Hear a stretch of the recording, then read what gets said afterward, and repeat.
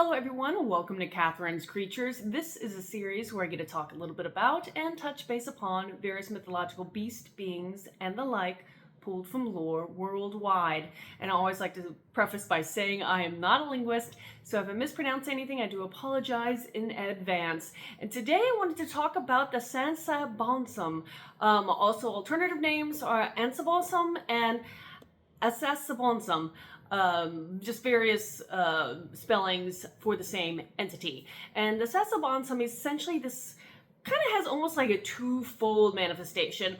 One is more of a vampire-like being that stems from the folklore of the Akan people of southern Ghana.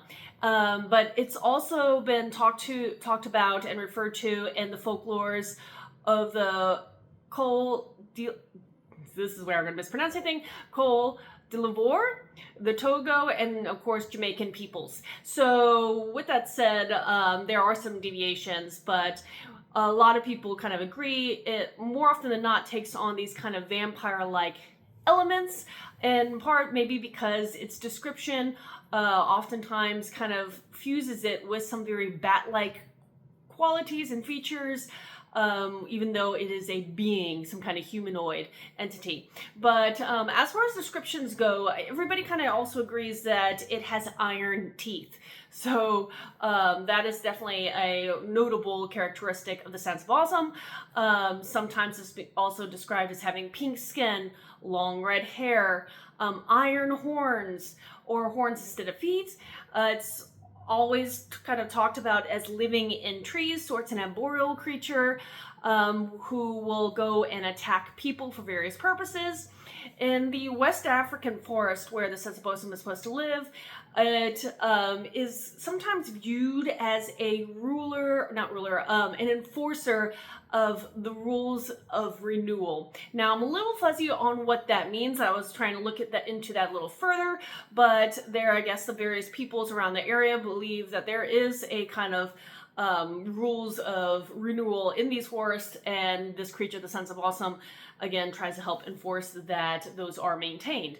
Now, one of the negative aspects of them is they will feed on people, especially people who wander into their homes. So keep an eye out to the trees if you're wandering in the forest of West Africa. They've also kind of been noted or presumed to be some territorial in certain ways.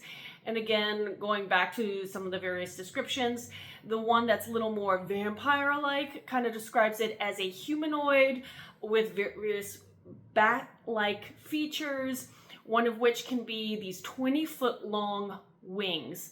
Now, it's also sometimes, depending on, again, the regional and the specific stories, described more like an archetypical ogre creature, where in this version, it's less of a bat fusion and more of this large humanoid with bloodshot eyes, long legs, feet that have been described as pointing both ways. And in this case, the Sasabonsam will actually dangle its long legs from the trees in order to ensnare and capture hunters walking below them. So again, keep your eyes out up into the trees when you're walking in West Africa. Now, this is pretty much all I have on this particular creature. If you have any questions about this or anything else, please post them in the comments below or reach out to me on any of my social media. And until next time, everyone, Skol.